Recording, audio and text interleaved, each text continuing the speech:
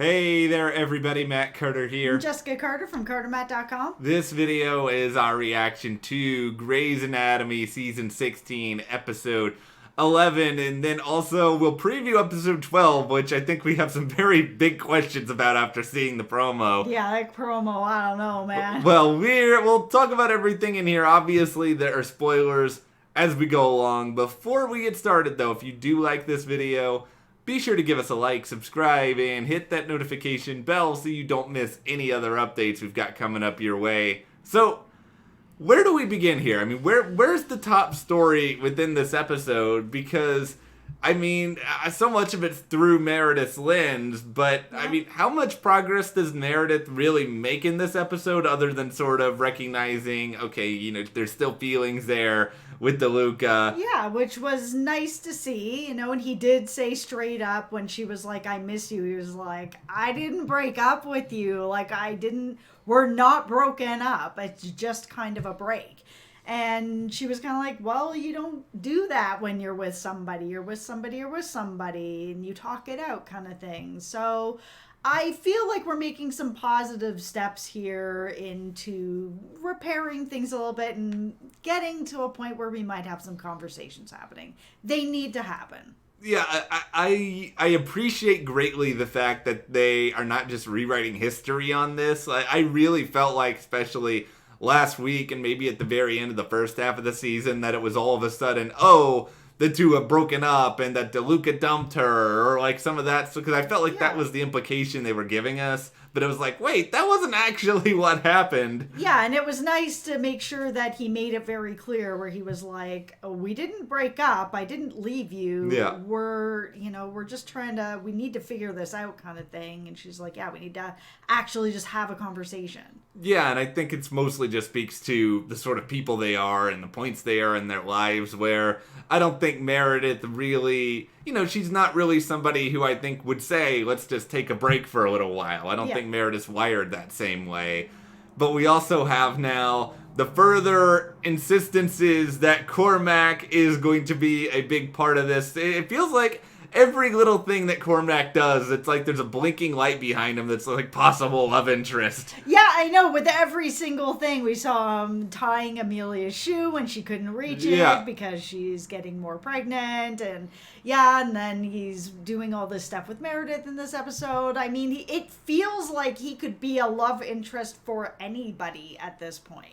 Yeah. But for right now, I'm happy to just kind of get to know him and see what's going on with him. Because we haven't known him very long, but there's all these different little layers about him that just seem so sensitive. He's an interesting guy. I want to like him, but I think the thing is there's always that like devil on my shoulder with every new Grey's Anatomy character that's just like, he's not as good as insert character here from the past. Dislike. And it's like, you know, he seems like a nice enough guy, and Christina recommended him. Yeah, he seems like a nice enough guy. We have only got to see him a little bit, and every time we get to know him a little bit more, I am liking him very quickly.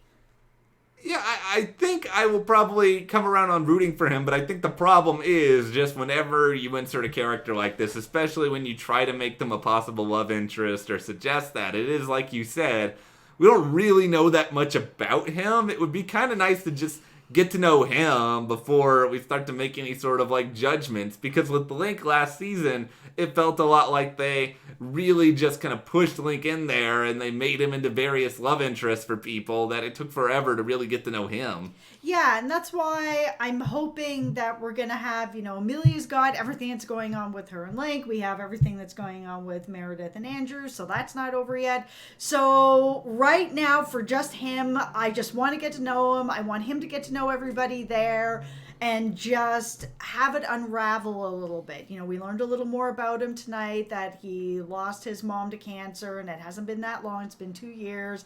So we're kind of getting to know that there are some different things about him, and that there's a lot that's been happening with him. Yeah, and I think different layers to people, it's one of the fundamental things about Grey's Anatomy. I mean, we had this with Koracick in this episode tonight. Yeah. I mean, I feel like we finally got back to some of the Tom Koracick material I like. I appreciate him when he's cranky and overly confident here or there, but if he's just that, he's not as much enjoyable. Yeah, for me, I like it actually when he is a little more of this sort of Mr. Cranky Pants, because when he has these moments like he did tonight with Bailey where he was explaining about him and his past wife losing babies and then lighting the candles every time the birthdays come up, these moments mean something, and they mean something so much more, and they're so much more powerful because we don't get them very often. They are just shrouded in all this Mr. Cranky Pants all the time. So then you get this moment where it's almost like he needs proper understanding to get to that moment. Because we saw him this whole episode bothering Bailey about being on vacation, laying on the beach and not knowing what's going on. But as soon as he got that information, it was like a switch. It was done. He had stuff to offer, insight to offer, advice to offer that she actually took. She went and lit a candle, and every little bit helps. It does, and it helps especially with Koracick, because I feel like at first with him, they almost tried to make him into this like cartoon character. This, I am the god of all doctors. Everyone should be in awe of what I'm able to achieve. But it's like now he is more nuanced. Cormac, it's going to take time for him to get to the Dr. Tom Koracick level of nuance. But I thought it was a meaningful story. I think especially, we have heard a lot about Koracick and loss in various forms with him since he's been on the show. Yeah, we have. I think having that relationship with him and Bailey, and just having Bailey sort of connect with a bunch of different characters, even ones you wouldn't initially think of, I think that's nice. I think it kind of shakes up a little bit from Bailey just has to rely upon Weber and Meredith, who she's been around the longest. Yeah, that's why it was for me really nice to see her take that advice and see her lighting that candle and trying something from someone she isn't that close to. Yeah, I think easily it's probably the most meaningful part of the episode. And, there were a few different storylines that had some meaning. I think what's going on with Amelia and Link, it's obviously very, very important. I'm glad we're sort of getting to a place where Link is sort of starting to speak up a little bit and being a little bit less of just, hey, everything is okay. I'm kind of Mr. Nice Guy Link. I'm just chill. Yeah, this really needed to happen, and it seemed that it obviously took a pretty serious situation. He thought he was the father, now he doesn't know if he's the father, and Amelia's saying she didn't want to take a paternity test, and at first he was like, well, all right, I guess this is where we're going, and her saying, I love you. Like, there was a lot going on for him, and it was surprising that he was taking it the way that he was, and sort of hearing that feedback where it's like, it's okay to love somebody and be mad at them at the same time. Like, this is okay. You don't have to always be the guy who's just the big strong rock that's like, yeah, everything's great, let's just keep trucking along, we'll get through it all, sort of thing. So to have that conversation at the end where he said, it is, I would want to know. I would want to know if I'm the dad. I'm sure Owen wants to know if he's the dad. I'm sure the kid wants to know who's the dad. Like, you can't just not answer that question. You can answer the question and still move forward, but that question needs an answer. Yeah. Especially if you can give it. Why wouldn't you give it to everybody?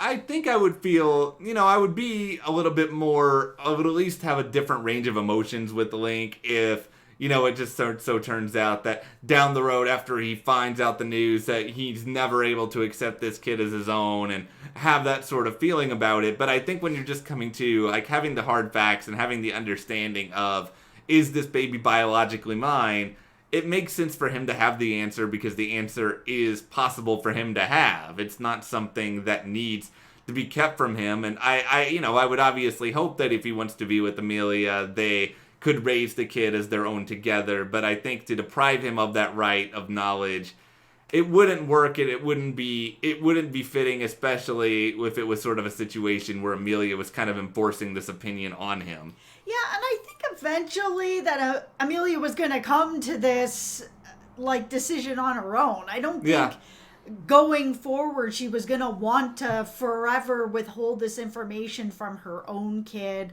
from herself. Like, I just can't see her. She's just not really. No, I can't see that she was going to do that forever. It's not fair to anybody, including herself. And I think she would get around to it at some point on her own. But I'm glad that Link put his foot down and was just like, listen, we just need to know. Yeah, I mean, Link, you may be a blessing to all of us in the Grey's Anatomy world here for stopping the season-long will they or won't they drama that often revolves around romantic situations here, instead of, like, having this go until the finale when all of a sudden Link wants to know. It's like, okay, let's just take care of this now. Hopefully we can get to the other side of it and we're not going to have Owen ending up like barging in here and then just like straddling a fence for the remainder of the season. Yeah. Just have a decision, make the decision. There will be other storylines beyond just, is this person going to stay with this person because of this baby situation? We have been here, we have done this, which is also the model for babies eating jewelry. We have been here, we have done this. Yes, we've seen this on so many shows. The dog is eating the jewelry, the baby's eating the jewelry, they gotta wait for it to come out. Like, it was a fine storyline that we've seen on many shows, done the same way. Yeah. They can't all be winners, these Grey's Anatomy, just little B stories in these episodes. You've run on for 16 seasons. I was having a really hard time computing Sarah Rafferty on this episode because as someone who has loved Suits for a very, very long time and I know way too many Louis Litt quotes, I was just sitting here being like, Donna doesn't get sick. Donna's invincible. Like, Donna will just, like, run around and, like, punch this illness in the face. And it was just so startling to see her, like, actually struggling in some sort of medical capacity. I mean, I am happy to see her back on TV, though, for sure. Yeah, and it was cool to see her at the end of, like, sort of seeing this illness and taking over her and the fear that she had. Like, she's trying to, like, be there for her kids and try to say it's gonna be okay sort of thing, and then to see it all kind of wash over, to just be like, is it gonna be okay? Like, give me something here, doc. Like, I'm scared. And we don't really know where this story is even gonna go from here. We don't know how much more of an impact it's gonna have, but as we do transition into sort of previewing what's going to be coming up next, I mean, this is a good way to sort of talk about both the present and the future for Richard Weber and Catherine. Because at the end of this episode, we had this very sort of, we need to have a talk from Catherine, like a really serious talk about our future and what's going to be going on with us. And she didn't float the word divorce or we're leaving or anything like that, but it doesn't sound good. I hope they make it. It's like everybody in Grey's Anatomy always breaks up, and I'm just sort of like, okay, can we just... I understand there's a lot of problems here, but I hope they find a way to work things out. It's just, what's going to make... There's so many layers of awkwardness in this upcoming episode. Like, let's be honest. There's like, layer number 1...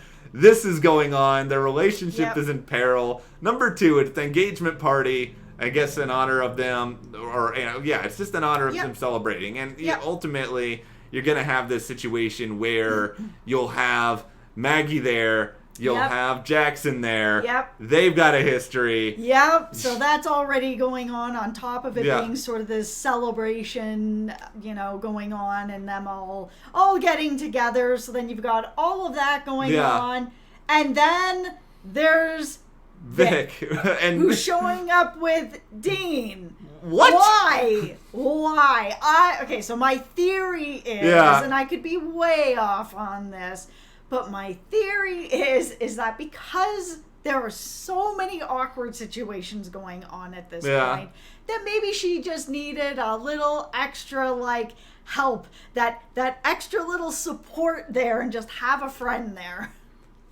You can't invite somebody to a party that's not your own. That's like that's like a party foul you learn in like 8th grade. It's it's strange. Hey, by the way, I'm here. Oh, and here's this person. It's like they have made food. There's table settings. There's so many different things that have to go on. I mean, yes, We were promised a lot more Station 19 crossovers this season. I did not exactly expect it to Here come they around are. quite like this. But yeah, this is going to be awkward, and I don't know. I almost wonder if this is going to be like one of these weird bottle episodes where almost everything is going to take place at that table for almost the entirety of it. I can't wait. It's going to be so awkward. It's going to...